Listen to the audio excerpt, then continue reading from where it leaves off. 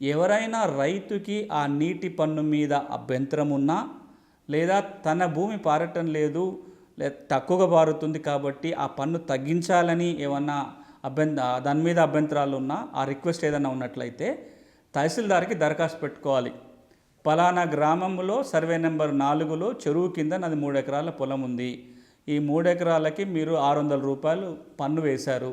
ఇది ఇంత వేయకూడదు, తగ్గించాలనో, లేకపోతే ఈ సంవత్సరం పంట పండే అవకాశం లేదు, లేదా ఈ సంవత్సరం పంటనే వేయట్లేదు కాబట్టి పన్ను మాఫీ చేయండనో, ఈ రిక్వెస్ట్లన్నీ కూడా, ఈ విజ్ఞాపనలన్నీ కూడా తహసీల్దార్కి రాతపూర్వకంగా ఇవ్వాల్సి ఉంటుంది. ఎప్పటిలోగా ఇవ్వాలి?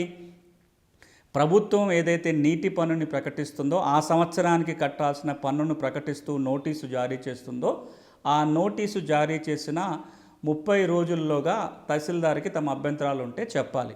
దాని మీద తహసీల్దార్ ఒక నిర్ణయం తీసుకుంటాడు. ఆ నిర్ణయం మీద గనక అభ్యంతరాలు ఉన్నట్లయితే ఆర్డీఓకి అప్పీల్ చేసుకోవచ్చు. ఈ 2 అవకాశాలు ఉంటాయి. తహసీల్దార్కి దరఖాస్తు పెట్టుకోవచ్చు, ఆర్డీఓకి తహసీల్దార్ నిర్ణయం మీద అప్పీల్ చేసుకునే అవకాశం ఉంటుంది.